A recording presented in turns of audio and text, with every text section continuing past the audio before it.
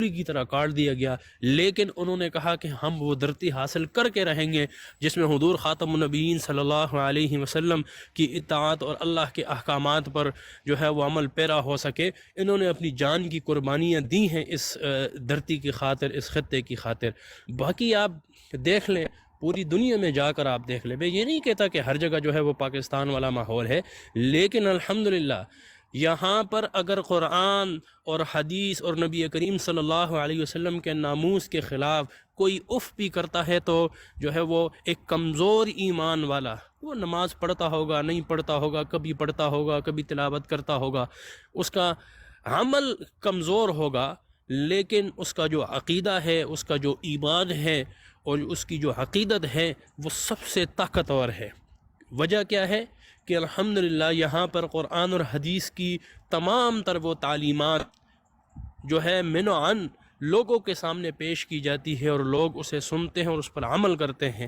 آپ جا کے دیکھیں، حرمین شریفین ہم چلے جائیں، آپ کو قرآن اور حدیث کی بہت ساری وہ باتیں چاہے آپ وجاہدوا فی اللہ یا حق جہادی کہہ لیں، ٹھیک ہے، بہت ساری ایسی باتیں ان کو بولنے کی اجازت نہیں ہوتی ہے۔ اگر وہ بولتے ہیں، اگر وہ حکمران وقت کے خلاف، وہ جو انہوں نے قرآن اور حدیث اور اسلامی تعلیمات کے خلاف جو انہوں نے اقدام اٹھائے ہوتے، اگر وہ اس کے خلاف آواز بلند کرتے ہیں تو اسی وقت حرمین شریفین کے منبر شریف سے اٹھا کر ان کو جیل کے بالا خانوں میں جو ہے وہ پھینک دیا جاتا ہے۔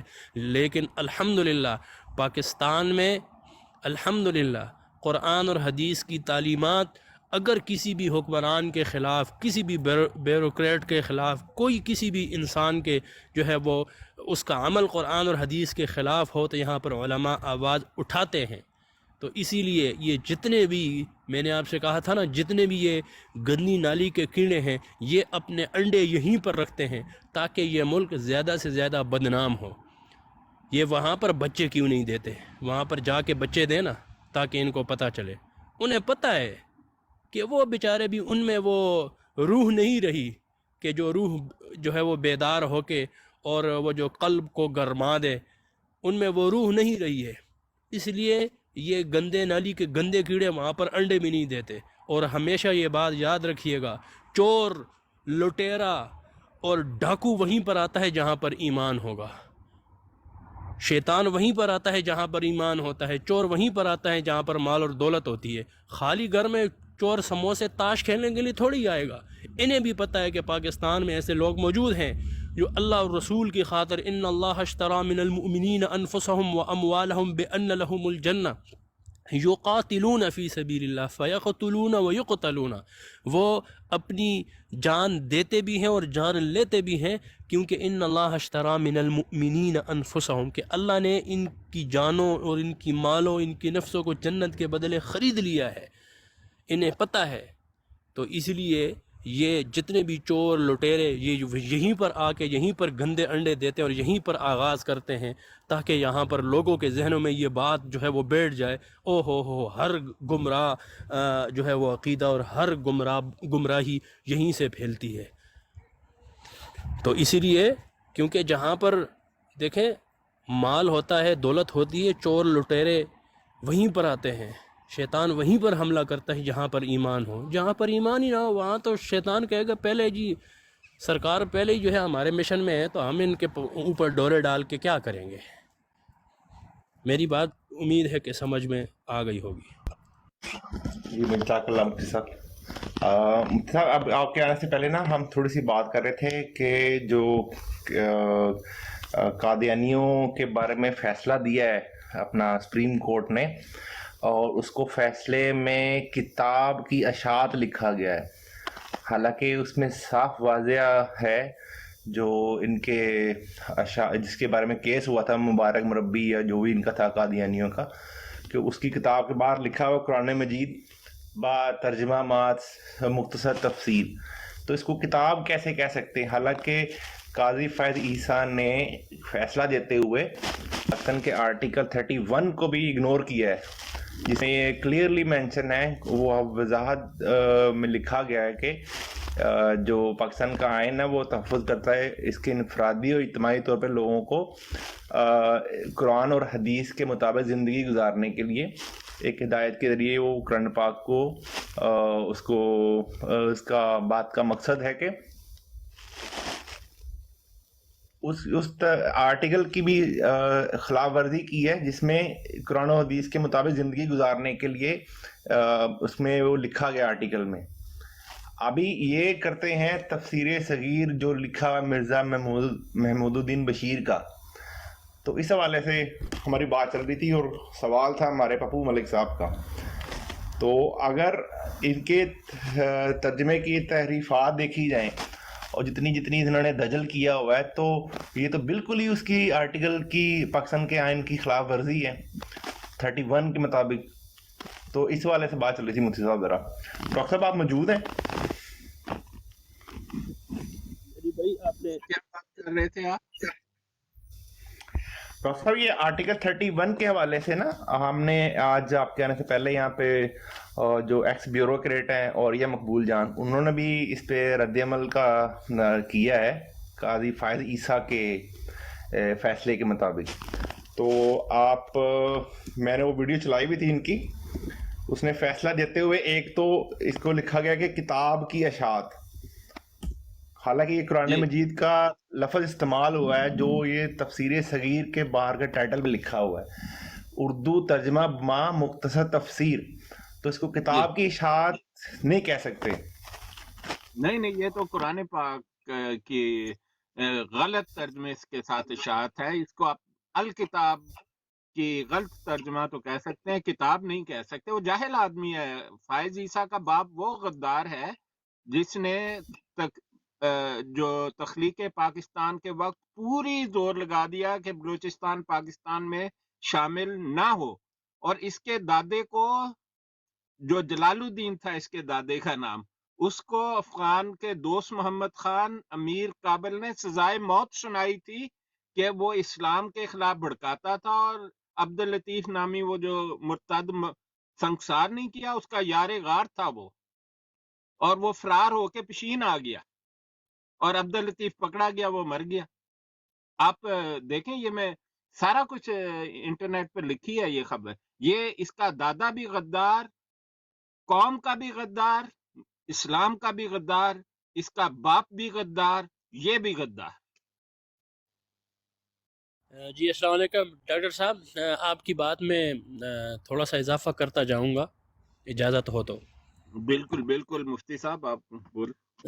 آپ نے بلوچستان کا ذکر کیا تو میں خود بلوچستان جو ہے وہ 4 سال لگاتار جو ہے وہ سال میں ایک دفعہ ضرور جاتا اور 20 سے 25 دن جو ہے وہاں پر میں گزارتا، خاص کر کے یہ گرمیوں کے دن میں، کیونکہ وہاں پر موسم آپ کو پتہ ہے پشین اور کلات اور قلعہ عبداللہ، قلعہ سیف اللہ، ان میں جو موسم ہوتا ہے وہ بنسبت پنجاب کے ٹھنڈا ہوتا ہے. تو میں 1 سال جو ہے وہ گیا تھا کلات. بڑے جو ہے وہ بڑے باغات ہوتے ہیں، سیب اور یہ اس کے باغات بہت زیادہ وہاں پر ہوتے ہیں. تو مجھے خان آف کلات کا جو قلعہ تھا وہاں پر لے کے گئے. وہاں وہ دروازے پہ گئے، دروازہ جب انہوں نے کھولا تو اس وقت وہاں پر وہ جو توپیں تھی نا، آج بھی وہاں پر وہ کھڑی ہوئی ہیں، انگریزوں کی دور کی توپیں. اور پھر جب جنرل ایوب خان کے دور میں جو جنگ ہوئی تھی تو وہ ہمیں اپنی قبروں پہ لے کے گئے تھے کہ یہ وہ ہمارے شہداء ہیں جنہوں نے پاکستانی فورسز کے ساتھ جو ہے وہ جنگ کی تھی اور جنگ میں شہید ہوئے تھے. کیونکہ انہوں نے کہا تھا کہ جی یہ جو پاکستان، آواز آ رہی. جی مفتی صاحب تھوڑی سی آپ کی آواز کٹ رہی ہے. اچھا ابھی آواز ٹھیک آ رہی ہے میری؟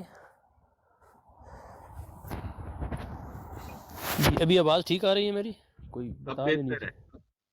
جی تو وہ ہمیں ان شہداء کی قبروں پر لے کے گئے تھے کہ جی یہ ہمارے مسلمان بھائی ہیں، یہ شہید ہوئے تھے پاکستانی فورسز کے ساتھ جو ہے وہ جنگ لڑتے ہوئے یہ شہید ہوئے تھے. اور اس وقت وہ خان آف کلات کا قلعہ بھی اس وقت موجود تھا. اسی طرح وہاں پر اس کی اپنی جو سیکیورٹی گارڈ تھے. پھر وہاں پر جو مقامی جو بندے تھے انہوں نے ہمیں کہا تھا کہ ان کا یا تو یہ لندن میں ہوتے ہیں یا یہ انڈیا میں ہوتے ہیں.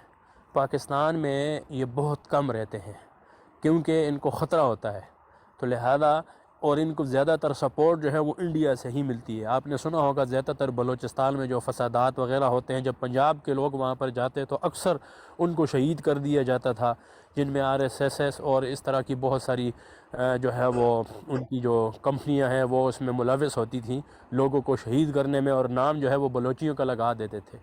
بلوچی بھی کچھ جو ہے ان کو بھی ناراض کیا گیا، وہ ایک علیحدہ سیاسی باتیں ہیں، وہ ایک علیحدہ پولیٹیکل ایشو ہے، وہ اس پہ ہم ڈسکس نہیں کرنا چاہیں گے۔ لیکن میں ڈاکٹر صاحب کی اس بات کی تائید کرنا چاہوں گا کہ وہاں پر آج بھی وہ قلعے موجود ہیں، وہ لوگ موجود ہیں جو پاکستان کی مخالف ہیں، آج بھی وہ لوگ موجود ہیں جنہوں نے پاکستان کی مخالفت کی تھی، کیونکہ بلوچستان میں کچھ علاقے یکدم 14 اگست 1947 کے ساتھ ہی جو ہے وہ پاکستان میں داخل نہیں ہوئی تھی، بلکہ اس 15 20 سال بعد جو ہے یہ الحاق ہوا تھا پاکستان کے ساتھ۔ دیکھیں، جب پاکستان کی بنایا گیا تھا تو بلوچستان اسپیشل ریجن تھا، اس کا فیصلہ ووٹ کے ساتھ نہیں کیا گیا بلکہ جرگے کے ساتھ کیا گیا، اور اس کو جرگے کی طرف دھکیلنے والا یہ فائز عیسیٰ کا ایک باپ بھی تھا۔ مطلب غداروں کا خاندان غداری ہوتا ہے، اس کو تو چھوڑنا نہیں چاہیے۔ میں کہتا ہوں کہ حکومت پاکستان جو ہے اب یہ مطلب کیا کہا جا سکتا، یہ کس کو بنایا انہوں نے؟ وزیر اعظم بن گیا پاکستان میں یا ابھی نہیں بنا؟ ابھی تو مجھے نہیں پتا، ان کو پتا ہوگا کہ بننا یا نہیں۔ ڈاکٹر صاحب دوسری بات یہ بھی دیکھیں نا کہ اس نے کیمرے بھی بند کیے تھے، کیونکہ آج مجھے صبح پتہ لگا کہ ویسے تو یہ کیمرے آن کر کے اور بڑا جو ہے اپنے آپ کو مہذب اور بڑا اپنے آپ کو جو ہے وہ پیش کرتا ہے کہ میں تو بڑا انصاف پسند ہوں، لیکن اس معاملے میں جی آواز آ رہی ہے میری؟ ہاں جی، آ رہی ہے۔ اور دوسری بات یہ ہے کہ جب مسلمانوں کی طرف سے وکیل پیش ہوا تو اس نے پوچھا ہاں بھئی آپ کون؟ اس نے کہا میں جی یہ فلاں کا جو ہے یہ میں وکیل ہوں۔ اس نے کہا او جی آپ کو کس نے وکیل بنایا ہوا ہے؟ ہاں، اس کی ویڈیو ہے، میں نے وہ ویڈیو دیکھی ہے۔ کیونکہ جو ہے وہ متین خالد صاحب نے جو ہے وہ میسج کیا تھا، تو وہ میسج میں نے کل جو ہے وہ شاید بھائی کی براڈ پہ بھی جو ہے وہ سنایا تھا کہ اس نے تو مسلمان وکیل کا بالکل سنا ہی نہیں۔ اس نے باقاعدہ اس نے کہا وہ تجھے کس نے ٹھیکیدار بنایا ہوا ہے؟ وہ تجھے کس نے ٹھیکیدار بنایا ہوا ہے؟